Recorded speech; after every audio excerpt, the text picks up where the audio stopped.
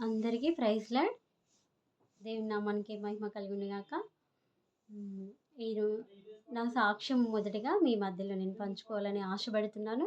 నా సాక్ష్యం ఏందంటే లాస్ట్ ఇయర్‌లో హ్మ్, నవంబర్ నెలలో చాలా బ్రీతింగ్ ప్రాబ్లము, ఆయాసము, దమ్ము రావడం జరిగింది. దానివల్ల నాకు చాలా హెల్త్ పాడైపోయింది. శ్వాస తీసుకోవడానికి చాలా ఇబ్బందయింది. అయితే అసలు ఛాతీలో, చెస్ట్‌లో మొత్తం నిండిపోయింది. చాలా హాస్పిటల్‌కి వెళ్ళినప్పుడు కూడా ఎక్కడ తగ్గలేదు. ఆహ్, అయితే దేవునికి ఒకరోజు నేను హాస్పిటల్‌లో ఉన్నప్పుడు బాగా ఏడుస్తూ ప్రేయర్ చేసిన, దేవా నన్ను బ్రతికిస్తే నీ పరిచర్యలో నేను ఉంటాను. నీ పరిచర్య నేను చేస్తాను అని దేవునితో వాగ్దానం చేసుకోవడం జరిగింది. అయితే దేవుడు గొప్ప వెలుగు చూపించి నాకు అప్పుడు విడుదల ఇచ్చిండు ఇంటికి వచ్చిన తర్వాత. అయితే నా సాక్ష్యము అనేకులకి గూడా ఉపయోగపడాలి. నా సాక్ష్యం ద్వారా అనేకులు మారాలి అని నా ఆశ. హ్మ్. సాక్ష్యము చెప్పాలని దేనికైనా ఒక అర్హత అనేది ఉంటది. ఏమీ లేనిది మాత్రము దేవుని పరిచర్య చేయడానికి ముందుకు రాలేము. అయితే దేవుడు నాకు ఒక ముల్లు పెట్టి ఉన్నాడు. అయితే దేవుడు నన్ను స్వస్థపరిచిండు కాబట్టి నేను ఇక్కడొచ్చి మీ ముందుకొచ్చి పరిచర్య చేయగలుగుతున్నాను. అందుని బట్టి దేవుని నామానికి మహిమ కలుగును గాక. నా బైబిల్ నా నేను బైబిల్ ట్రైనింగ్ కూడా చేసి ఉన్నాను. ఆహ్, సంపూర్ణంగా పూర్తి కూడా చేసి ఉన్నాను. అందుని బట్టి దేవుని నామానికి మహిమ. బైబిల్ ట్రైనింగ్ చేసి నేను ఇంట్లో ఖాళీగా కూర్చోవాలంటే ఒకలాగా బాధపడుతుంటి. దేవా నేను వాక్య పరిచర్య చేయాలి, చేయాలి, చేయాలి అన్నప్పుడు మాకంటూ సంఘం లేదు. నేనేం చేయాలి అన్నప్పుడు ఆన్‌లైన్ పరిచర్య చెయ్యి అని నాకు దేవుడు చూపించడం జరిగింది, మాట్లాడడం జరిగింది. ఆహ్, అందుని బట్టి దేవుని నామానికి మహిమ కలుగును గాక. ఆహ్, నా నా పేరు సుజాత. హ్మ్. దేవుని నామానికి మహిమ. ఇప్పుడు ఈరోజు మనము గడిచిన సంవత్సరంలో మనకెన్నో శ్రమల గుండా మనం వెళ్తూ ఉంటాం. వెళ్తున్నప్పుడు మనం ఏం చేస్తాము, చాలా శ్రమలొస్తాయి. శ్రమలొచ్చినప్పుడు మనము దేవుణ్ణి మరిచిపోయేవారిగా ఉంటాం. మనం మరిచిపోవద్దు ఎప్పుడు దేవుణ్ణి. మరవకుండా నిత్యము దేవుణ్ణి స్తుతించేవారిగా ఉండాలి. దేవుడు నిన్ను విడువను, ఎడబాయను అని వాగ్దానం చేసిన దేవుడు నా జీవితంలో కూడా దేవుడు గొప్ప కార్యాలు చేస్తాడు. చేస్తాడు. మనము నిన్ను వల్లే నీ పొరుగువారిని ప్రేమించమంటున్నాడు దేవుడు. మనము ప్రేమించే మనసు కలిగిన వారిగా మనం ఉండాలి. ఎట్లా ప్రేమించాలి?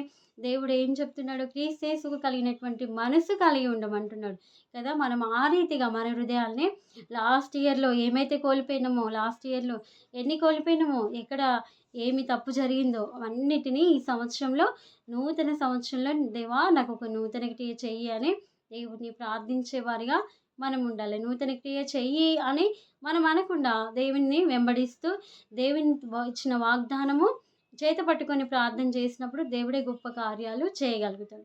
నీ జీవితము ఏ విధంగా ఉన్నప్పటికి కూడా నీకు ఏ బలహీనత అయినా, వ్యాధిగ్రస్తులుగా ఉన్నా, ఇంకా ఏ బలహీనత ఉన్నా, ఇంకా ఆర్థిక సమస్యలే గానీ, పిల్లలు లేని సమస్యే గానీ, ఇంకా ఏ సమస్యలో ఉన్నావో నువ్వు, ఆ సమస్య నుంచి దేవుడు నిన్ను విడిపిస్తానని దేవుడు వాగ్దానం చేస్తున్నాడు కాబట్టి, నువ్వు ఏ విధంగా ఉండాలి? నీ హృదయం ఏందంట అన్నిటికంటే ఘోరమైన వ్యాధి కలది. ఆ వ్యాధిని ఏం చేయాలి మనము? మనము నిబ్బరము కలిగి ఉండాలి అనంటే, నీ తోటి సహోదరులతో నువ్వు సమాధానం కలిగి ఉన్నప్పుడు, నీలో ఉన్నటువంటి వ్యాధి వెళ్ళిపోతుంది. మనం అనుకుంటాము, అయ్యో! ఆమెతోనేంది మాట్లాడేది అని అనుకుంటాం. లేదు. మాట్లాడగలగాలి. నీ ఎంత శత్రువులైనప్పటికి కూడా వాళ్ళతో నువ్వు సావాసం చేసేవారిగా ఉండాలి. వ్యభిచారి కలిగినటువంటి స్త్రీని దేవుడు ఏ విధంగా దానితో దగ్గరికి వెళ్లి మాట్లాడినాడు గదా! మనము ఆ విధంగా వాళ్ళు ఎటువంటి స్థితిలో ఉండని వారికి క్రీస్తేసు ప్రేమను చూపించగలగాలి. దేవుడేమన్నాడు? రుచి చూచి ఎరుగమన్నాడు. దేవుడు మనం కూడా రుచి చూసేవారిగా దేవుని యొక్క ప్రేమని రుచి ఏ విధంగా చూస్తామో వాళ్ళు కూడా ఇతరులకు కూడా పంచేవారిగా ఉండాలి. దేవుడేమో ప్రేమ లేని వాడను నేను వ్యర్థుడనైతే అని పౌలు భక్తుడు అంటాడు గదా! ప్రేమ లేని వాడనైతే నేను వ్యర్థుడని. మనం ప్రేమ కలిగి ఉండాలి. అందరితో సహవాసం చేస్తూ నీ దగ్గర డబ్బులున్నా, లేకపోయినా, ఏమి ఉన్నా, ఏమి లేకపోయినా, నీ పరిస్థితి ఎటువంటి స్థితిలో ఉన్నా దేవుడు నిన్ను కాపాడే దేవుడు. ఈ దినాన్ని చూడలేక చాలామంది ఉన్నారు. గొప్పవారు చాలా ధనవంతులున్నారు. వారికంటే మనము శ్రేష్ఠులమని మనం అనం కానీ దేవుని యొక్క ఉద్దేశంలో మనం ఉన్నాం.